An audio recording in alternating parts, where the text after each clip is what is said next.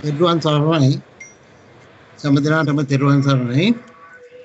අද අප්‍රේල් 18 වෙනි සෙනසුරාදා අපි සූදානම් වෙන්නේ පූජ්‍යපාද වැලිමට දිනාලංකාර ස්වාමීන් වහන්සේ විසින් ස්කයිප් දර්ශනය යොදා ගනිමින් අප වෙත පවත්වන ලබන ධර්මදේශනාවට සම්බන්ධ වීමටයි. අද දවසේදීත් මෙම ස්කයිප් මාධ්‍ය ඔස්සේ සම්බන්ධ වන කල්යාණ මිත්‍රයින් ඉතාම ගෞරවයෙන් පිළිගන්නවා. ගෞරවනීය ස්වාමීන් වහන්සේ ඔබ වහන්සේව පාද නමස්කාර කොට මේ ධම්සභා මණ්ඩපයට පිළිගනිමින් දේශනාව ආරම්භ කිරීමට ආරාධනය කර සිටිනවා. තෙරුවන් සරණයි ස්වාමීන් වහන්සේ.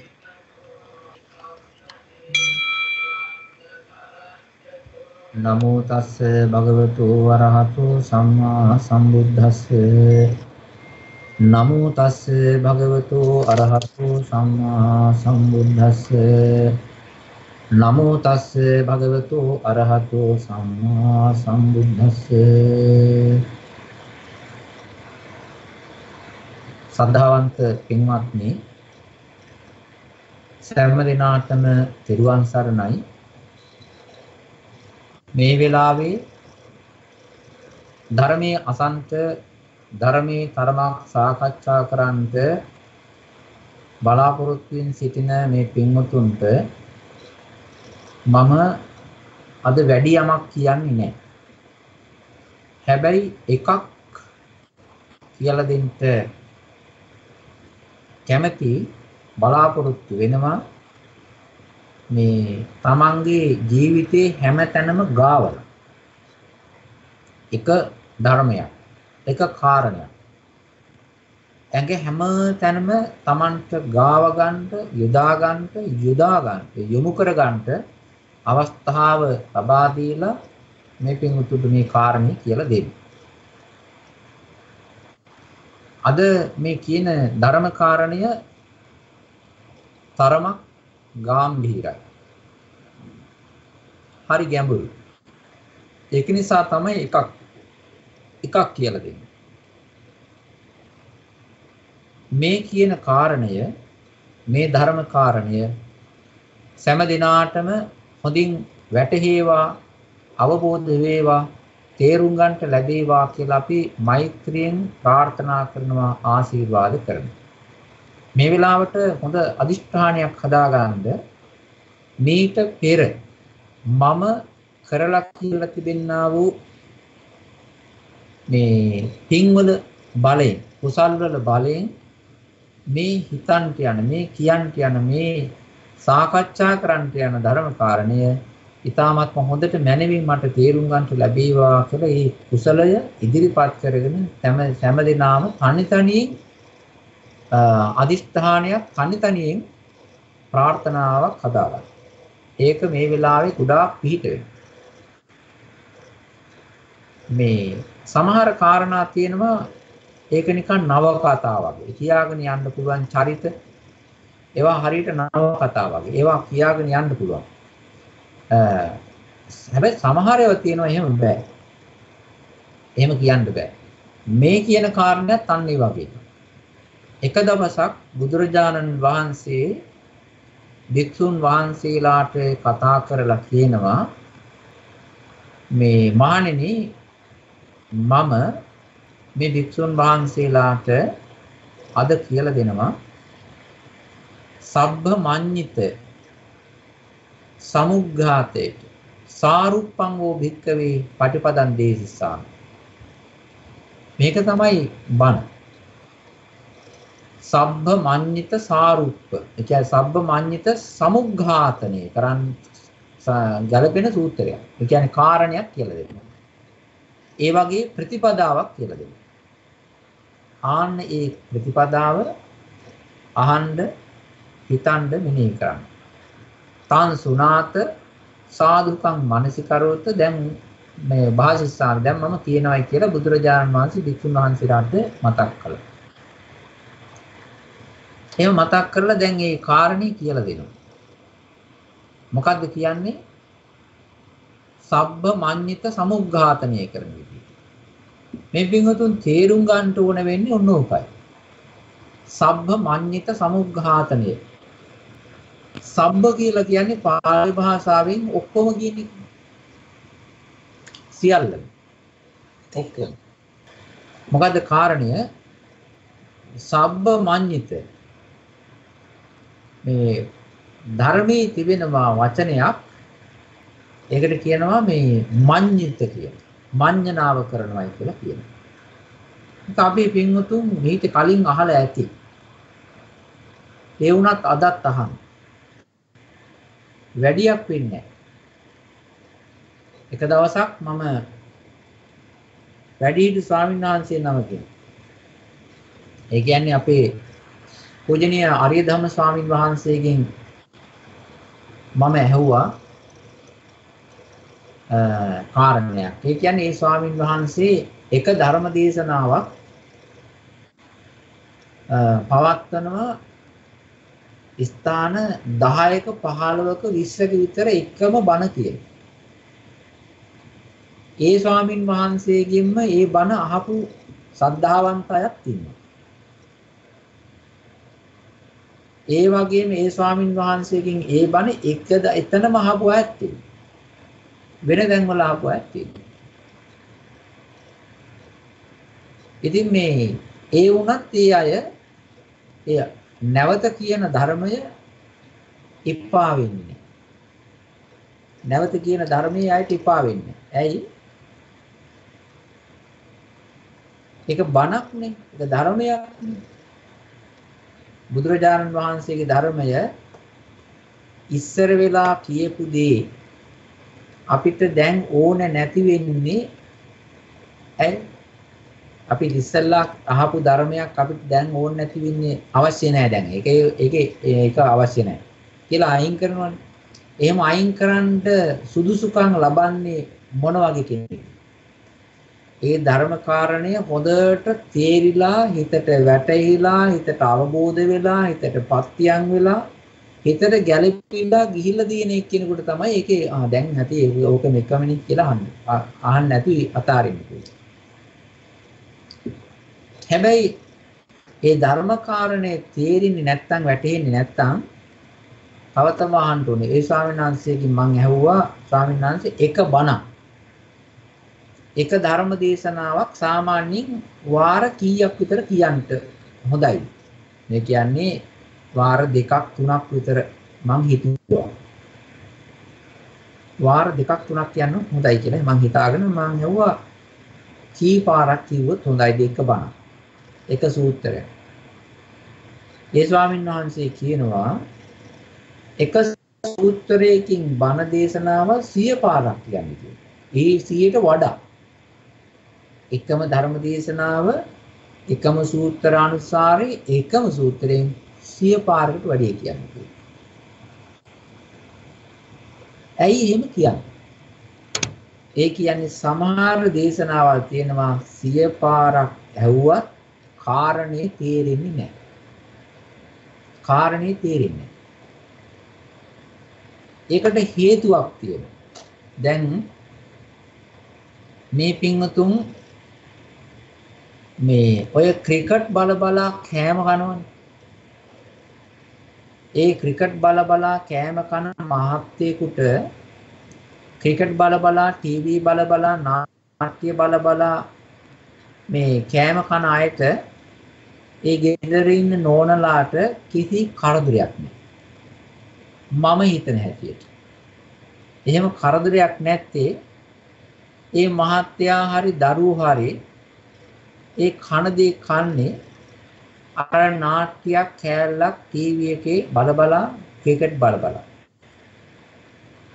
ඒගොල්ලන්ට කල්පනාවක් නැහැ මේ මං අහුලගෙන මේ අතින් අහුලගෙන අනානා කන දේවල් වල ලුණු වැඩිද ඇඹුල් වැඩිද ඒකේ ගුණය මොකද්ද හැපෙනවද සමහර වෙලාවට ඔය කොළවල පණුවොත් හැපෙන්න පුළුවන්. හැබැයි ඉතින් ඊට වඩා ඒක රස දැනෙන්නේ නැහැ. හේතුව ඒකත් ඉතින් මොකක් හරි ඒක ඇඹුලක් කියලා ගිලින්න පුළුවන්. හේතුව අවධානය වෙන පැත්තකනේ. ඔන්න ඔය වාගේ අපි ඔය කාරණය අරගෙන හිතුවොත් අපි මේ ලෝකයේ තිබෙන දේවල් ගොඩාක් හිත හිතා ඒවාට හිත යොමු කරලා ඒවාට හිත බස්සවලා ඒවත් එක්ක හිත සම්බන්ධ කරවලා වැඩිපුරම ලෝකේ හිතන්නේ ලෝකයට සම්බන්ධ දේවල්. එතකොට මේ ධර්ම කාරණයට අවශ්‍ය කරන මානසික චින්තන ශක්තියට මානසිකාර ශක්තියට අහුවෙන මානසිකාර බලය පොඩිම පොඩි. හරිම සොච්චමයි. ඒක නිසා ඒ ධර්ම කාරණේ හිතට ඇබ්සෝබ් වෙන්නේ නැහැ. ඒක හිතට ගැනින්නේ නැහැ. ඒක හිතට අහු වෙන්නේ නැහැ. ඒ වගේ නිසා එක ධර්ම කාරණයක් ඔය හිතට වදින කාල හොඳට වදිනකල්ම අහන්න. එක ධර්ම දේශනාවක් මේ පින්වතුන් අහන්න ඕනේ එක වතාවක්ද නැහැ. 100 වතාවක් 200 වතාවක් ඊට වැඩි වතාවක් අහන්න. හිතලා බලන්න සතිපට්ඨාන සූත්‍රයේ සජ්ජායනා කරලා මේක හොඳට අවංකව හිතන්න. සජ්ජායනා කරනවා ඉතින් මේ භාෂාවක් ඒ කියන අයට තේරෙනවද? නැහැ. හොඳට හිතන්න මේ පින්වතුන් මං කාරණයක් කියන්නේ. මේ සමහර වෙලාවට මේ ධර්ම කාරණා හිතට ටිකක් රිදුම් දෙනවා. ටිකක් අමාරුකමකුත් ඇති වෙනවා.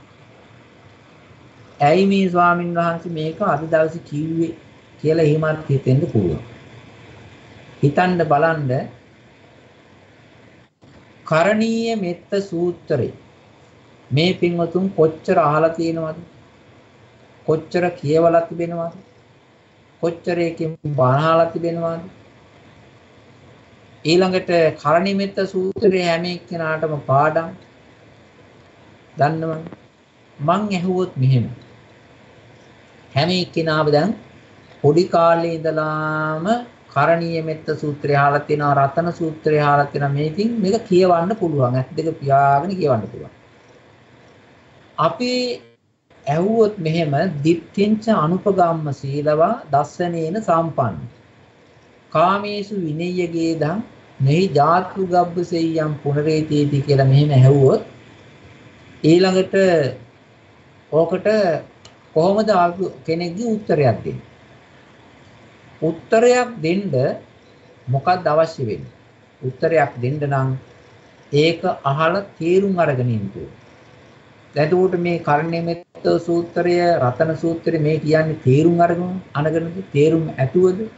නැහැ. ඔය අහනවා කියනවා. ඒකේ ಗುಣ තියෙනවා කියලා කියනවා.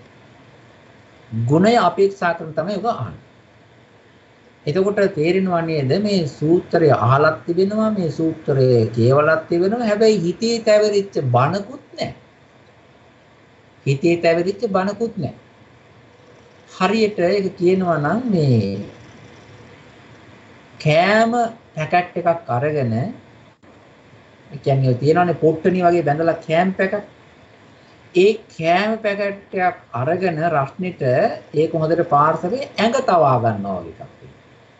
කන්නේ නැතුව ඇඟ තවා ගන්නවා.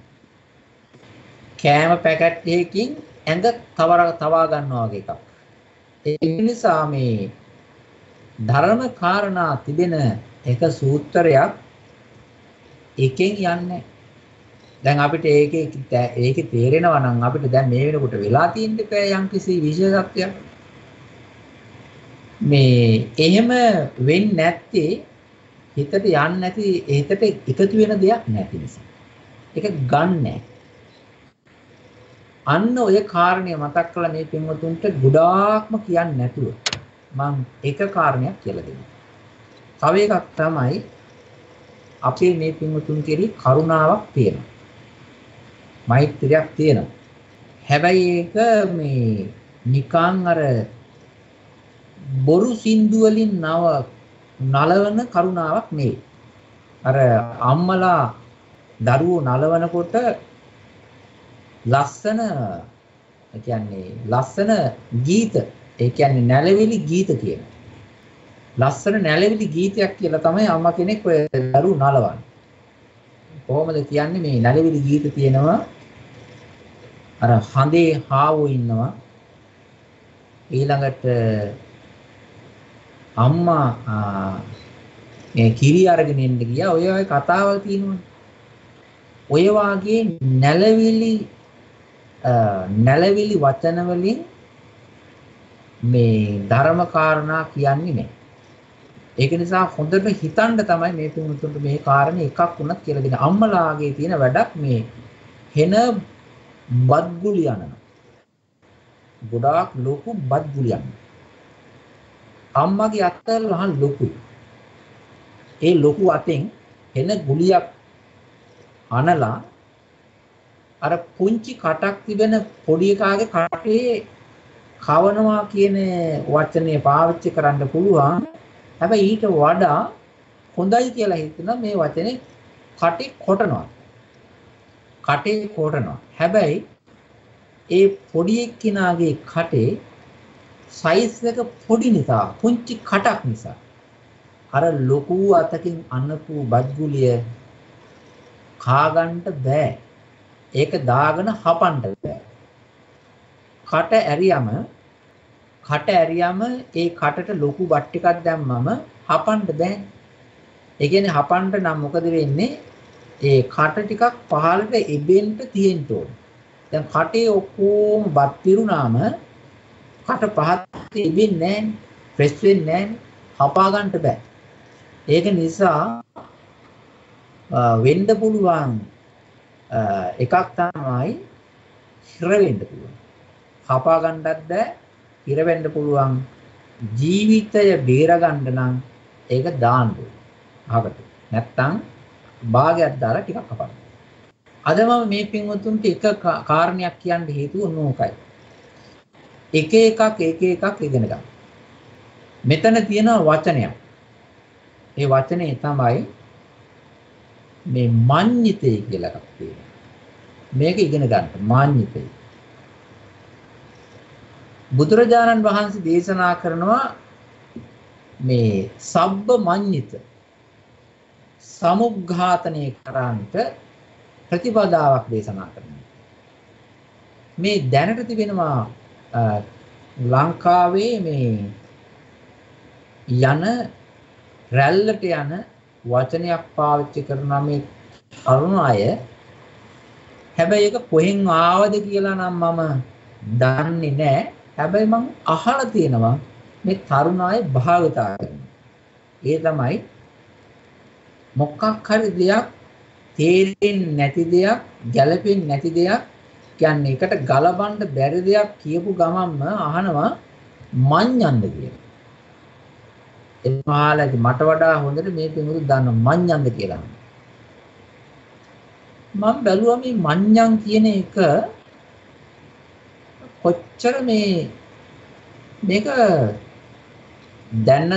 දැනුවත් නැතුව පාවිච්චි කරත් සමහර අවස්ථාවලදී කොච්චර ගැළපී යනවද කියලා.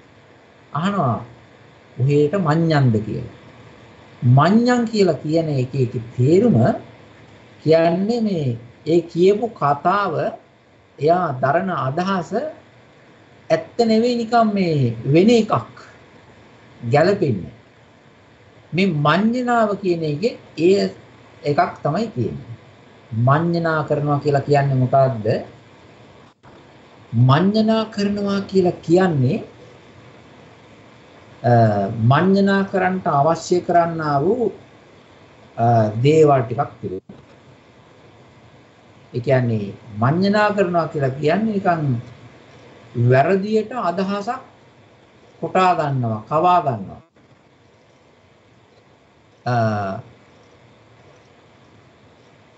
එහෙම නැත්නම් කියන්න පුළුවන් මෙහෙම. නිකන් හිතට හඟව ගන්නවා, සංඥාවක් ගන්නවා. මඤ්ඤණාව. හැබැයි මඤ්ඤණාව මෙන්න මෙහෙම කියමු. පඹයෙක් ඉන්නවා. ඒ පඹයා ඉතින් කුඹුරේ හරි ගොවිපලේ හරි හිටවලා ඉන්නවා. ඒ පඹයාට මේ එයා දුරේ ඉඳලා හිතා ගන්නවා මේ මිනිහෙක් හිටගෙන ඉන්නවා කියලා. ඔන්න හිටගෙන ඉන්න. දැන් හැබැයි මිනිහෙක් නෙවෙයි. මිනිස්සෙක් නෙවෙයි. පපේ. පිදුරු වලින් ඒ වගේම වෙනත් මොහොකින් හරි යොදපු හදපු එකක්. ඒ වැරදියට ගන්නවා මිනිස්සෙක් කියලා. ආන්නේ වැරදියට ගැනීම ඇත්ත නොවිච්ච දෙයක්, ඇත්ත මිනිස්සෙක් නොවන දෙයක් මිනිස්සෙක් හැටියට බාරගත්තා, හිතාගත්තා කියලා කියන්නේ අන්න මඤ්ඤණාවක්. වරදගත්තා. ඔන්න මඤ්ඤා.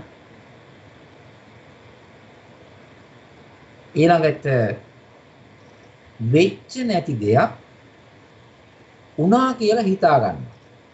ඔන්න මඤ්ඤං වෙනවා. මේ ධර්මයේ තිබෙනවා මේ මඤ්ඤංක වෙන්න මඤ්ඤණාව කරන්ට භාවිතා වෙන යෙදෙන කරුණු තුනක්. ඒකෙන් තමයි ඕක කරන්න පුළුවන්කම තියෙන්නේ. මඤ්ඤණාව හැදෙන්නේ හිතේ හැඟීමක් හැදෙන්නේ කරුණු තුනකින්. මොකද්ද? එකක් තමයි අපේ හිතේ තිබෙනවා තණ්හාව කියලා එකක්. හිතේ තියෙන තණ්හාව. ඒ තණ්හාව භාවිතා වෙලා ඔන්න මඤ්ඤණාවක් හැදෙනවා. ඒ මඤ්ඤණාව තමයි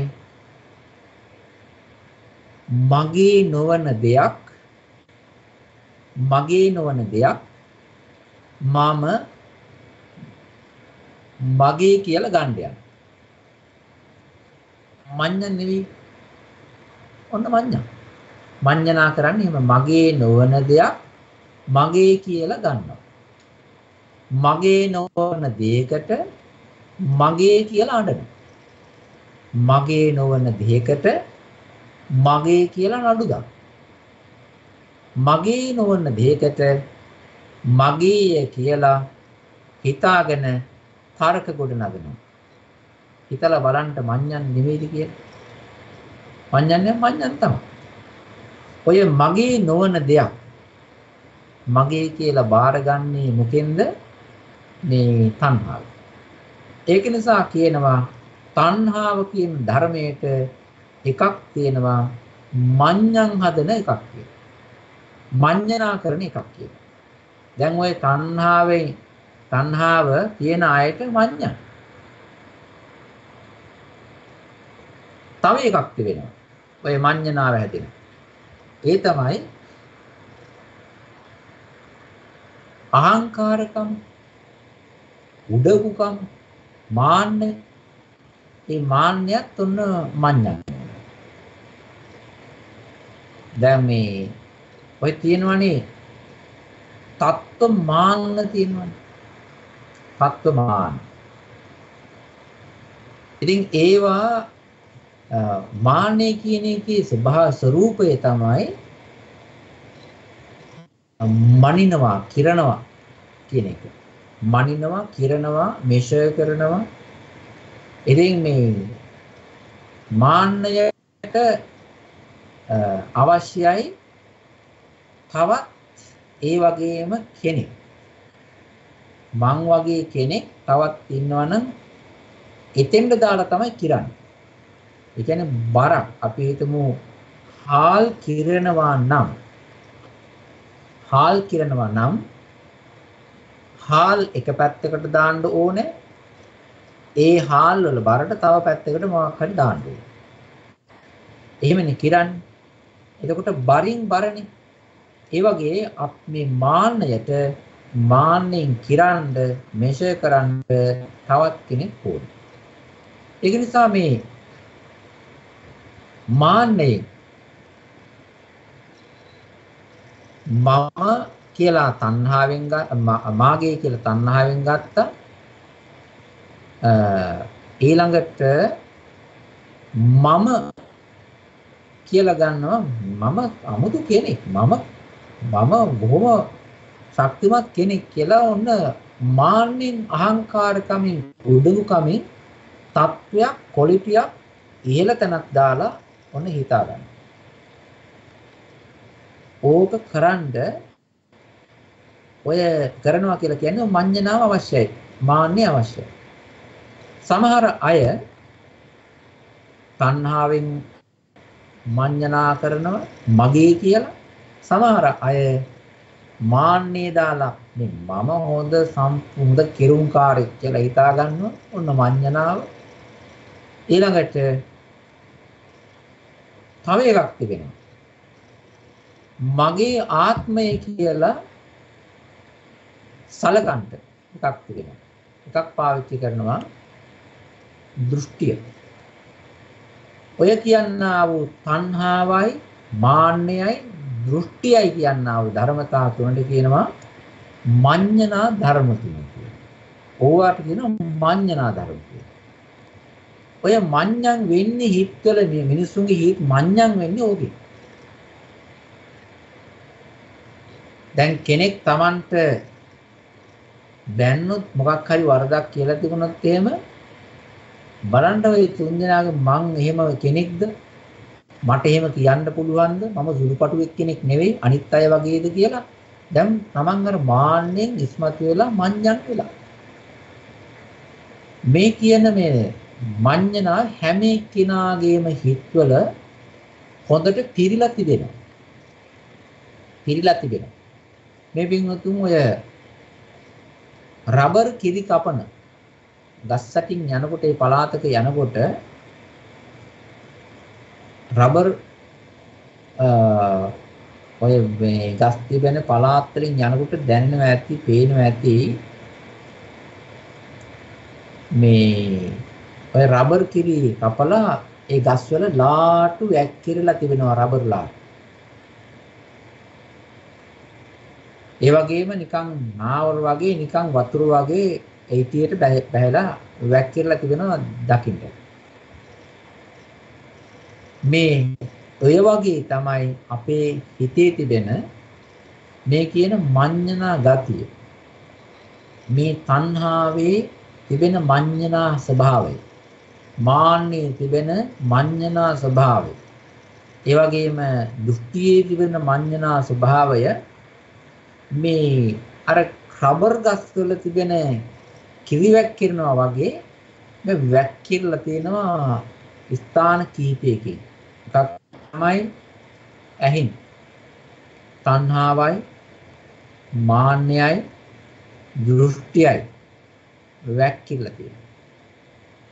කනින් තණ්හාව මාන්නය දෘෂ්ටිය වැක්කිරලා තියෙනවා. නාසයෙන් මඤ්ඤණා වැක්කිරෙන. දිවෙන් මඤ්ඤණා වැක්කිරෙන. කයෙන් මනසෙන් මඤ්ඤණා වැක්කිරෙන. මේ තණ්හාව මාන්න දෘෂ්ටිය තුන මේ තැන් වලට läගලා මේ තැන් ඇවිල්ලා නිකන් ඒ අයගේ මේ බංගලාවල් වගේ කරගෙන ඉන්නේ. ඒක නිසා පුතජන භාවයේ ඉඳගෙන ඇහැක් කනක් නාසයක් දිවක් ශරීරයක් තබාගෙන ඉන්න හැම එක්කෙනාගේම හිත මේ මඤ්ඤණාවන්ගෙන් පිරීලා තිබෙනවා. පුතජන භාවයේ ඉන්න අය. ඒ නිසා බුදුරජාණන් වහන්සේ මේ භික්ෂුන් වහන්සේලාට කියනවා මේ මඤ්ඤණා තුන තියෙන තාක්කල් මේ මඤ්ඤණා ධර්ම තියෙන තාක්කල් කෙනෙකුට මේ ස්කන්ධ පහෙන් මිදෙන්න බෑ. ස්කන්ධ පහෙන් මිදෙන්න බෑ. රූපස්කන්ධයක් ආපු ගමන් මේ කියන්නේ අපිට දැනට ලැබිලා තිබෙන රූපස්කන්ධයේ හින්දා වෙන දේ මොකද්ද? මේ ඔක්කොම මහා ලොකු ඔය කිරුම්කාරයෝ කියලා හිතාගෙන හිටපු අය දැන් ඔය මුළු ගැහිලා ඉන්නවා පේනවනේ. ඔක්කොම මුළු ගැන්නිලා ඉන්නේ. කිසි කෙනෙක් ඉන්නේ නැහැ එළියට. ඉස්සර මම මගේ කියලා ඉඩම් වලට පුර බදාගෙන ඒ වගේම මං ඉන්නම් කියලා මේ සමහර මිනිස්සු ගහ ගන්න බැන ගන්න ගියාය. දැන් යන්නේ ගහ ගන්න. වෙනවා කියන්නේ කෙනා දැක්කන් පස්සේ දුවනවා. කොරෝනා හැදේ. පේනවනේ. එතකොට මේ ශරීරයක් මේ වගේ රූපස්කන්ධයක් ලැබුණාම රූපස්කන්ධයක තිබෙන ඔක්කොම වගන්ති ටික බාර ගන්න. බඩගින්නේ පිපාසයෙන් ඉඳලා. ඔක්කොම ටික තියෙනවා. බඩගින්න, පිපාසය, ලෙඩ දුක්, කරදර, බාධක, ඇඬීළු වෙලපිලි, තෙහෙට්ටුව, මහන්සිය, කෙට්ටු වීම, මහත් වීම, අජීර්ණ ගතිය හැම දෙයක්ම බැක්ටීරියා ඇටැක් ඊළඟට ඔය වෛරස් ඉන්ෆෙක්ෂන්ස් හැම දෙයක්ම මේ රූපයට අහුවෙලා ඉන්න තාක්කල් අපිට ඕකෙ නිදහසක් නෑ.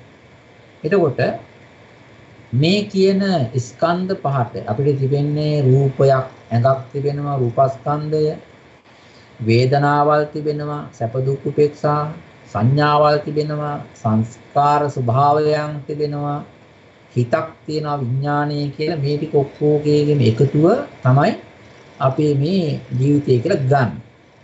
මේ පහට නිකම්ම මේ පහ ඇසුරු කරනව නෙවෙයි ඔය පිරිස. ඔය පිරිස මිනිස්සයෝ සත්වයෝ මේ පහ අර තණ්හාවෙන් මඤ්ඤණාව තියාගෙන හඟවගෙන මාන්නයෙන් දෘෂ්ටියෙන් මඤ්ඤණාව හදාගෙන තමයි තියෙන්නේ. ඔය මඤ්ඤණා තුන හරියට මේ කියනවා නම් කතරගම දෙවියන්ගේ දේවාලේ වටේ යන්නා වූ අර එල්ලපු මිනිස්සු ඉන්නවනේ. ඔන්න ඔය වගේ. ඒ කියන්නේ එල්ලපු මිනිස්සු කියලා කියන්නේ මේ පින්වතුන් දැකලා ඇති මේ ඔය එක කාලයකට ඔය කතරගම පෙරහැර කරන කාලෙට මේ පිටි මිනිස්සුන්ගේ සමහර මිනිස්සුන්ගේ මේ පිටේ මේ සුදු යකඩ කොකු වලින් මෙහෙම හිල් කරනවා. හිල් කරලා කොකු ගහනවා. ගහලා වැලක් ඒ හැම කොක්කටම වැලක් අරගෙන පිටිපස්සෙන් මිනිස්සෙක් අදිනවා. මේ මිනිස්සයා ඉස්සරහට ඇදගෙන යනවා නමුත් ගැලවෙන්නේ. මේ මිනිස්සයා අර කියන්නේ මෙටල් හූක් එකට ඒ කොක්කට ඇමිනිලා තියෙන පිටිපස්සේ. ඔය මිනිස්සයා ඒ ඇමිනිලා තිබෙන්නේ නිකම්ම නෙවෙයි. ඕකෙන් ආයේ සැපයක් ඉන්නේ නැහැ. ඒකේ විඳව ඒකෙන් ගැලවෙන්නේ. මේ මඤ්ඤණා තුනෙහිඳ විඳවිල්ල හොඳට තියෙනවා. මේ හැඟීම් තුනෙහිඳ. ඒක නිසා බුදුරජාණන් වහන්සේ දේශනා කරනවා මේ මහණෙනි මේ මඤ්ඤණා තුන එහෙම නැත්නම් තණ්හා මඤ්ඤණාව, මාන මඤ්ඤණාව, දෘෂ්ටි මඤ්ඤණාව තියෙන තාක්කල් මේ ඔබලාට මේ සංසාරයේ ස්කන්ධ පංචකයේ නිදහසක් හම්බ වෙන්නේ නැහැ. නිදහසක් මේකෙන් නිදහස් වෙන්නේ නැහැ. මේ අය මේකෙන් මිදිලා යන්නේ නැහැ. ඒක නිසා මම ඒක සමුග්ඝාතනය කරන්න සම්පූර්ණයෙන්ම නැති කරන්න. මොනවද නැති කරන්නේ? ඒ පංචස්කන්ධේවත් පංච උපාදානස්කන්ධේවත් නෙවෙයි නැති කරන්නේ.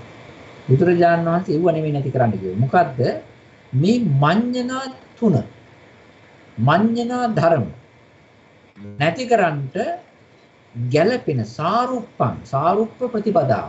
ගැළපෙන ප්‍රතිපදාවක් උන්වහන්සේ කියලා දෙනවා.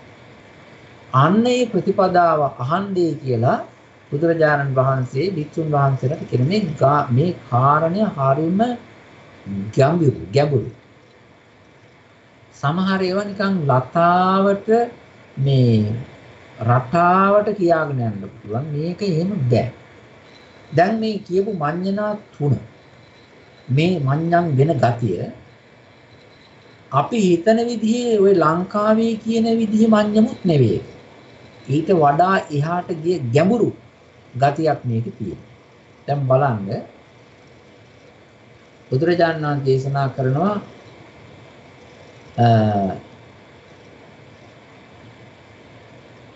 ඉද භික්කවේ භික්ඛු මහණනි මේ ශාසනයේ භික්ෂුන් වහන්සේ නම භික්ෂුන් වහන්සේ චක්ඛුම් න මඤ්ඤති චක්ඛුම් න මඤ්ඤති හොඳට හිතලා බලන්න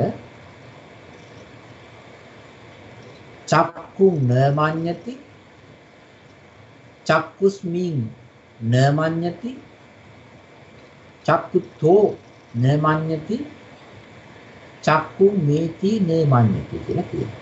ඔක නිකන් මේ හිතා ගන්නකො නිකන් මෙහෙම එකක් කිව්වයි කියලා. ඒක තේරුනේ නැතත් අපේ මේ තිබෙන්නා වූ මේ වටපිටට බලන ඇහැ ටිකක් ඔය පාරක් තොටක් බලා ගන්නට, කැවිල්ලක් පෙවිල්ලක් බලා ගන්නට, අකුරක් කියවා ගන්නට, gedara තිබෙන දේවල් බලා ගන්න කියා ගන්නට, අපිට ගෙදරින් යන තාලේ, ගෙදරට එන තාලේ, වාහනට යන තාලේ බලා ගන්නට මේ තිබෙන්නා වූ මේ පාරකට පෙන්වන මේ ඇහැ. අනතුරක්ද හොඳ දෙයක්ද කියලා තීරුම් ගන්න දෙන මේ ඇහැ අපිට හැම එක්කිනාටම ඔය තියෙන ඇහැ නිකම්ම මේ මම මේ ඉන්න තාක්කල් මේක පාවිච්චි කරනවායි කියලා හිතාගෙන තියාගෙන ඉන්න නිකන් ඉන්ස්ට්‍රුමෙන්ටල් ඇහැක් නෙවෙයි. මේ ඇහැට පුළුවන් තරම් මේ ඇහැ ලෝකයට බද්ධ කරලා තිබෙන්නේ තණ්හාව ඒකට දාන්න පුළුවන් උපරිම ස්පීඩ් එක දාන්න. ඒක නිසා මේ ඇහෙන් හොය හොයා යන දේවල් හරි ගොඩයි. ඒක නිසා මේ ලෝකීන මේ පුතඥ මිනිස්සයා සත්වයා මේ ඇහැට දාලා තිබෙනවා කාරණා තුනක්. මේ ඇහැ මගේ. මේ ඇහැ මගේ. අන්න එක මඤ්ඤණාවක්. මගේ කියලා ගත්තේ මොකෙන්ද? තණ්හාව ඒකට ගැහුවා. ගහලා ඒ ඇහැ මගේ කියලා බාරගත්තා. ඊළඟට තව එකක් තිබෙනවා. ඒ ඇහැ මම. අනිත් එක තමයි ඒ ඇහැ මගේ ආත්මය කියලා ගන්න. ඔක තියෙනවනේ. මේ අපි කියනවා මෙහෙම. මගේ ඇස මට වටිනවා. එහෙම කියනකොටම අපි ඒකට අහු වෙනවා. ඇත්තට කියන නිසා අහු වෙනවට නෙවෙයි. ඒක මේක අපිට දැන් මේ වෙලා තිබෙන්නේ. දැන් තණ්හාව කියන එක ආවේ අපි ආවට පස්සේ නෙවෙයි. ඒක ඉන්ස්ටෝල් වෙලා ඉස්සලා තිබිලා තියෙනවා. ඔපරේට් වෙන්නේ ඒක වැඩ කරන්න පටන් ගත්තාට පස්සේ. අපි උපදිනකොට ඇතුලේ තිබෙනවා ඉන්ස්ටෝල් වෙච්ච අනුසය ඔය තණ්හා ගති. අනුසය මාන්න ගතිය. අනුසය කියන දෘෂ්ටි ගතිය. ඕක තියෙනවා. හැබැයි ඒක අපි ඉපදුනාට පස්සේ ඇස් නැති කාලේ ඇහැ ක්‍රියාත්මක වෙන්නේ නැහනේ. ඒක නිසා ඒ කාලේ ඕක ඇහැට තණ්හාරවම නැහැ. හැබැයි ඇහැ හැදිලා මව් කුසෙන් බිහි වෙලා රූප බලන්න යනකොට ආන්නේ එතනදී අර ඉස්සෙල්ලා ඉන්ස්ටෝල් වෙලා ක්‍රියාත්මක නොවි තිබෙන තණ්හාව මෙන්න මෙතෙන්ට මාඤ්ඤණාව හැටියට ක්‍රියාත්මක වෙනවා. එතකොට මගේ කියලා ගන්නකොට මගේ ඇහැ කියලා ගන්නකොට තණ්හාව වෙනවා. ඊළඟට මම දකින්නවා කියලා ගන්නකොට ඔන්න එනවා මේ මොකක්ද ගත්තේ? කවුද ඇහැද බලන්නේ මමද බලන්නේ? ඇහැද බලන්නේ මමද බලන්නේ? එතකොට මම කියන ආකාරයෙන් ඔන්න දාගත්ත මඤ්ඤණාව. අනිත් එක තමයි දෘෂ්ටියක් දාගන්නවා. ඕක මගේ ආත්මයක්. ආත්ම සංඥාව. ඔය මම බලනවා මගේ ඇහැ මාට පේනවා. ඇත්තට මට නෙවෙයිනේ පේන්නේ. ඇහැට පේන්නේ කියන්නේ. ඔය හිතුවිල්ල කෙනෙකුට අයින් කරන්න බෑ. මේ ළඟදී ලස්සන ප්‍රශ්නයක් අහලා ඒවල තිබුණා. මේ දවස්වල ගොඩාක් ප්‍රශ්න එනවා. මේ පින්වතුන්ට නැතුව ඇති මට හරි ප්‍රශ්න. ගොඩාක් ප්‍රශ්න. ඉතින් එක එක්කිනා එක එක ප්‍රශ්න අහලා එවනවා. ලියන්නත් ගියාම සෑහෙන වෙලා යනවා. ඒක නිසා සමහර ඒවාට මම පොඩි රෙකෝඩින් යවනවා අතර වටේ. පොඩි ක්ලිප්ස් හදලා රෙකෝඩ් කරනවා. එකක් තිබුණා මේ මෙන්න මෙහෙම. දැන් අපි මේ මම නෙවෙයි මගේ මෙහෙමයි තිබුණේ. නාම රූප ධර්ම තිබෙනවා.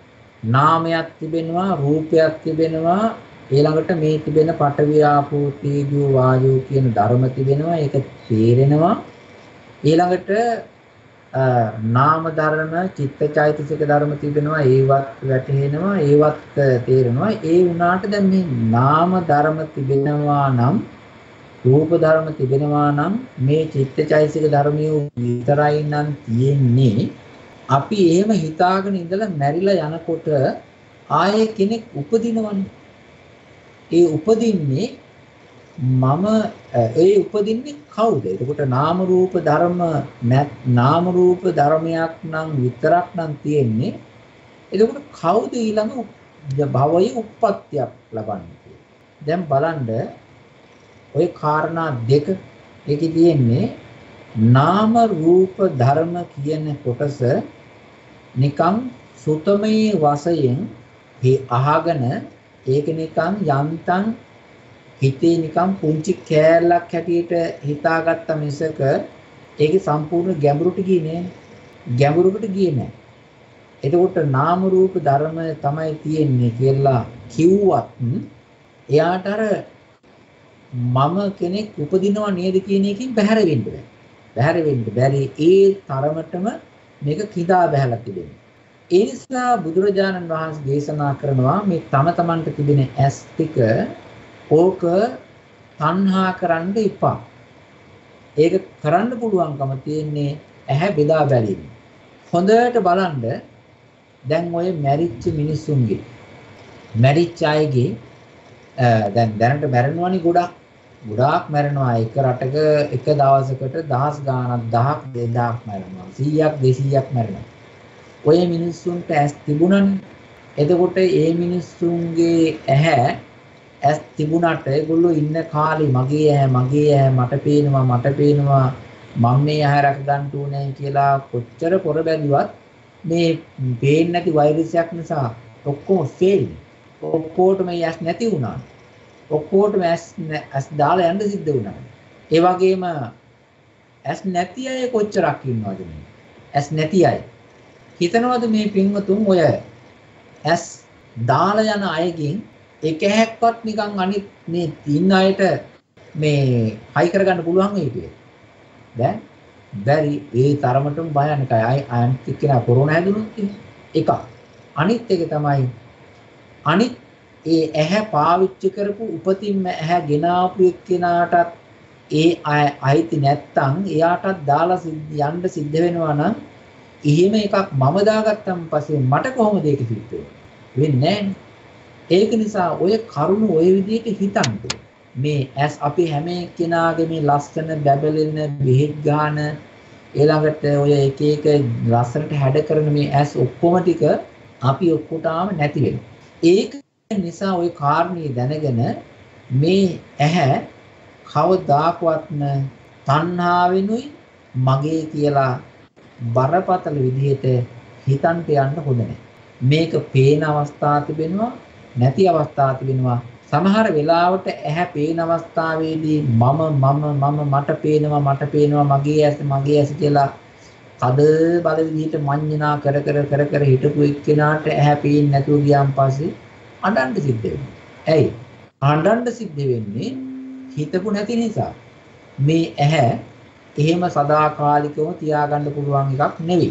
අපි මැරෙනකොටත් අපේ ඇහැ නැති වෙලා යනවා. මැරෙන්න කලිනුත් ඇහි පෙනීම නැති වෙලා යනවා. ඒ තරම් ෂුවර් එකක් නැති එකක් නෙවෙයි. ඒක නිසා භික්ෂුන් වහන්සේලාට බුදුරජාණන් වහන්සේ දේශනා කරන මහන්නේ මේ ඇහි තිබෙනා වූ මේ මඤ්ඤණාව ඔබලා අතහරින්න ඒකේ තිබෙනා වූ කාරණේ මෙනෙහි කරලා. ඉතින් අපිට ওই විදිහට මේක මෙනෙහි කරන්න හැකියාවක් තිබෙනවා. අනිත් එක තමයි චක්කුස්මින් න මඤ්ඤති. මේ ඇහැ ඇතුලේ මොකක්වත් ආත්මයක් තියෙනවා. මේ ඇස ඇතුලේ මම පිහිටලා ඉන්නවා. මේ ඇහැ ඇතුලේ මම ඉන්නේ ඇහැම නෙවෙයි. ඇහැ ඇතුලේ තමයි මම ඉන්නේ කියලා එහෙම හිතන්න ගියොත් එහෙම ඒකත් වර්ධි. දැන් මේ අපි දන්නේ නැති දෘෂ්ටි දින අපි ඇත්ත වශයෙන්ම මේ බෞද්ධ පින්වතුන් හැටියට මේ ඔක්කොම දෘෂ්ටි ටික දන්නේ නැහැ මේ ලෝකේ තියෙන. හේතුව අපි ඉන්න පරිසරය හරි පොඩි ටිකයි. ඒ වගේම අපි සාමාන්‍ය පොඩි ඔය දිනදා උදේ හවස තියාගන්නට ගාථා ටිකක් තියෙනවා. වන්දාමි චේතියන් රබ්බන් යස්ස මූලේ නිසින්නෝ ආදිවාසීතුමෝ බන්තේ. ඊළඟට තේරුම දන්නේ නැති වුණත් ඉතිපිසු ස්වාකාතෝ සුපටිපන්න ඔය ටික තියාගෙන ඕකෙන් තමයි අපි මේක මේ සද්ද දාලා ගෙනියන්නේ. හැබැයි අපි ලෝකයේ තිබෙන දෘෂ්ටි මොනවද කියලා අපි දන්නේ.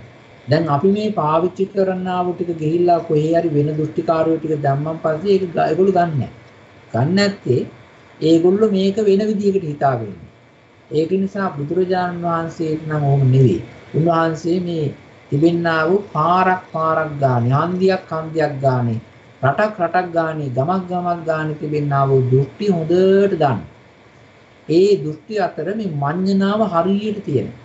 සමහර හිතා ගන්නවා ඇහැ ඇතුලේ මේ ආත්මයක් කියලා එකක් තිබෙනවා. ඒකට ඇහැ නැති වුණාට කමන්නේ ආත්මය නැති වෙනවා. අනිත් එක තමයි චක්කුතෝ න මඤ්ඤති. සමහර හිතාගෙන ඉන්නවා වෙනත් විදියකට. ඒ තමයි ඇහෙන් බාහිර පිට හැබැයි ඇහි තැවරිලක් නෙවෙයි නිකන් අර තිබෙනවානේ යකඩයක් රත් කරාම අර දැන් නිකන් තියනවනේ නිකන් අර දැල්ලක් වගේ යන ගතියක් තියෙන රත් වෙච්ච දෙයක්. ඒ වගේ නිකන් යකඩේ ළඟයි එක තියෙන්නේ. අන්න ඒ වගේ මේ ජීවයක් ආත්මයක් තියෙන දේ මේකේ ළඟම තියෙනවා කියලා බාර ගන්නට තියෙනවා. චක්කු මේතින මඤ්ඤති. බුදුරජාණන් දේශනා කරනවා දැන් මගේ ආත්මය තමයි මේ කියලා බාර ගන්න නෑ. ඔය විදිහට යන්න පුළුවන්කම දැන් ඕක බුදුරජාණන් දේශනා කරන්නේ මේක මේ මනසෙන් ගලවන්නනේ. මේ මඤ්ඤණාව අහක් කරන්නනේ. මේ කියන්නේ මේ මඤ්ඤණාව අහක් කරන්නට හිතන් නැතුව මෙනෙහි කරන්නේ නැතුව මේ මැරෙන එදිනෙදා මරණයට පත් වෙන ජීවිතයකට අපේ ජීවිතේ සම්බන්ධ කරන්නේ නැතුව සම්බන්ධ කරලා බලන්නේ නැතුව ඕක වෙන්නේ නැහැ. ඒක නිසා මේ කාලයේ අපි හොඳට හිතන්ට පුරුදු වෙන්න ඕනේ. ඔය මැරෙන මිනිස්සුන්ගේ හොඳ සල්ලිකාරයෝ අතට පයට වැඩකාරකම් කරන්ට සේවාව දක්වන්නට සේවක සේවිකාවෝ හිටපු සල්ලිකාරයෝ. ඒ සල්ලිකාරයෝ විශාල ධනවත් පවුලල අය අවසානයේට නෑදෑයෝ දකින්නේ ඒ මිනිස්යාට කොරෝනා හැදලා ඉස්පිරිතාලට ගෙනියන කල් විතරයි. නෑදෑයෝ එක්කෙනෙක් හරි දෙන්නෙක් හරි යන වාහනයක යනවලු. සමහර වෙලාවට ගෙදරින් ඇවිල්ලා මේ බලෙන් අරන් යනවා. ඒ වෙලාවට නෑදෑයෙත් ඒ වාහනේට දාගන්නෙත් නැහැ. ඉස්පිරිතාලේ ඇතුළට ගන්නකොට නෑදෑයෝ කිසි කෙනෙක් ගන්න ඒ අවසාන දැකීම තමයි. එයා ඇතුළට ගියාට පස්සේ අච්චර අතට පයට සේවක සේවිකාවෝ දාගෙන විශාල හෝටල් වල කාලා බීලා හිටපු අය. ඒ වගේම ගොඩාක් රූප දැකපු අය. ඒ වගේම ආශ්‍යන්තරාවල ප්ලේන් වල ගොඩාක් උඩින් ගිහිලා බලපු අය, ට්‍රැවල් කරපු අය. ලස්සන දර්ශන බලමින් නරඹමින් සැපයක් වේදනාවක් හොයපු අය. අවසානයේදී ඒ විඳපු ශරීරයයි ඇහැයි හිතයි ඔක්කොම ටික තමන්ගේ නොවන නිසා දාලා නෑදෑයුත් නැතු යන්න සිද්ධ වෙනවා. ඒ ඇස් වලින් කොච්චරනම් එයා බලන් දැද්ද? කොච්චරනම් මේ ඇහැ තියෙන කාලෙදී එයා තමන්ගේ ඇහැ කියලා ඒක රකින්න දැද්ද?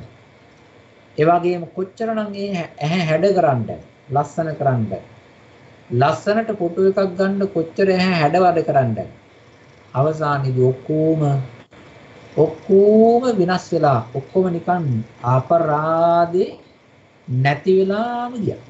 මෙන්න මේ කාරණේ හිතුවන් පස්සේ අපි ඇවිල්ලා මේ ඊට වඩා හයියහක් තියෙන කට්ටියක්ද නැහැ. නෑ. අපි සියලු දෙනාමත් ඔය අනතුරට බයයි. සමහර අය ඉන්නවා මෙන්න මෙහෙම තරුණ අය. ඒ කියන්නේ ඒගොල්ලෝ තරුණ අයට වඩා මේ හිත තැලිච්ච අය කියන්නේ. සමහරුන්ට තියෙනවා මේ තරුණ කාලෙදී මාන්නයක් තියෙනවා. ඒකට කියනවා මදය කියලා. ඒකේ හැම එක්කිනාටම එක මට්ටමින් නැහැ. අඩු වැඩිකම් තියෙනවා. සමහරුන් තද බල විදිහට තියෙනවා. ඒ තරුණ මදය, යොබ්බන මදය බලවත් විදිහටම තියෙන එක්කිනා හිතා ගන්නවා මම කිසි කෙනෙකුට බය නැහැ. ඒක ඇවිල්ලා හිතේ තිබෙනා වූ මේ අමුතු විදිහේ මුහුණ දෙන්න පුළුවන් ඍජුකමක් නෙවෙයි. ඒක ඇවිල්ලා මාන්නයෙන් එයාට දෙන එක්තරා හැඟීමක් සිතුවිල්ල. එහෙම හිතාගෙන ඉඳලා හිතපු අය ඔය කොරෝනා හැදිලා දැරලා තියෙනවා. බලන්න මේ හිතන විදිය වෙච්ච දේ අපි හිතාගෙන හිටියට එහෙම වෙන්නේ නැහැ. ඒක නිසා මේ අපිට මේ තිබෙන ඇහැ අපි හිතන විදියට තියාගන්න බෑ. ඔය විදියට මෙනෙහි කරනකොට අර මඤ්ඤණා තුන නිකන් බුරුල්ලලා යනවා. ඒ කියන්නේ හයිය පොළවක වලක්කාරන්ට නම් ඒක කොටන්ට නම් ඒක පස් ගන්න නම් එකක් තිබෙනවා. ඒකට කරන්න ඕන වතුර දාන්න. වතුර දැම්මන් පස්සේ වතුර ඒකට ගිහිල්ලා බුරුල් වෙනවා. ඊට පස්සේ උදැල්ල ගහලා හරි සවල ගහලා හරි අයින් කරන්න පුළුවන්. ඒ වගේ මේ මානසිකාරය නිසා අර තණ්හාව ටිකක් බුරුල් වෙනවා. මානසිකාරය නිසා ලෝකයට තමන් සම්බන්ධ කරලා බලන්ට යනකොට අර මාන්නය ටිකක් බුරුල් වෙනවා. ඊළඟට අහංකාරකම ටිකක් බුරුල් වෙනවා. ඒ විදිහට හිතනකොට මෙනෙහි කරනකොට අර දෘෂ්ටිය කියන එක ටිකක් බුරුල් වෙනවා. එහෙම බුරුල් වුණාන් පස්සේ අපිට ඒක අයින් කරන්න පුළුවන්. ඒ නිසා මේක තියෙනවා ස්ථාන කීපයක. මොකද්ද? ඇහැ ඇතුලේ, ඇහැ සම්බන්ධයෙන්, ඇහැ ගාව, ඇහැට පිටින්.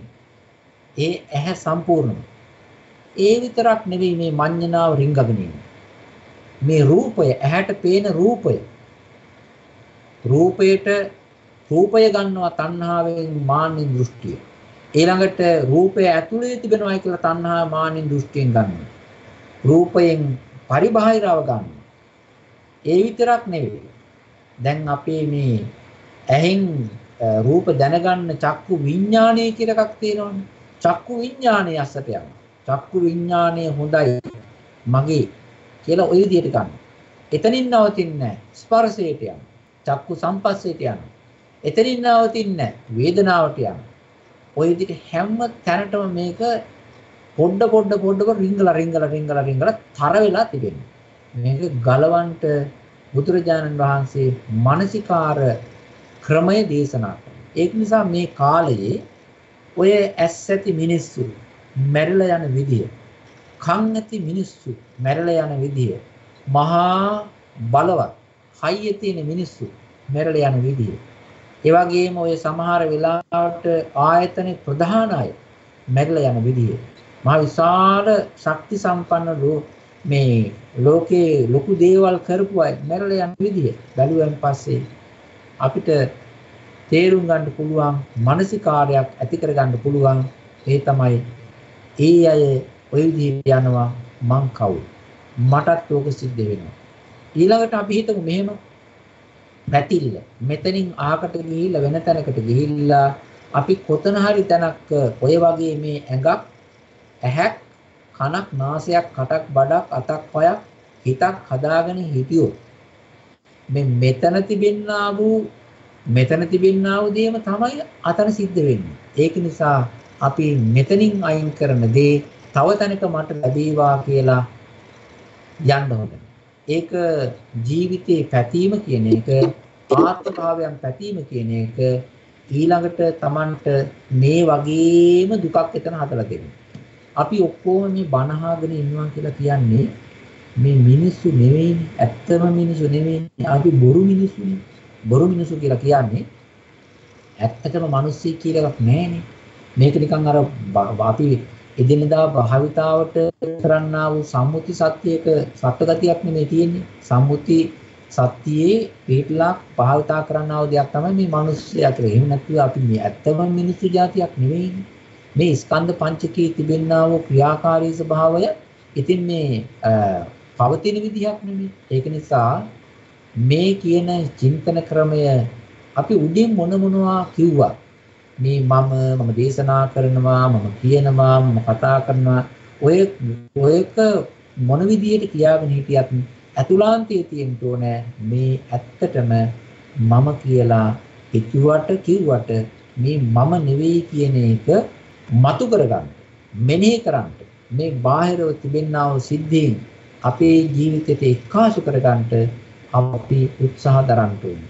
මේ අද කාලයේදී මේ ක්‍රමය මේ විදිහට මෙනෙහි කරන්නට මේ සිදුවෙන දේවල් අපිට ගොඩාක් ප්‍රයෝජනවත් වෙනවා. හැබැයි ඥානවන්තයාට විතරයි.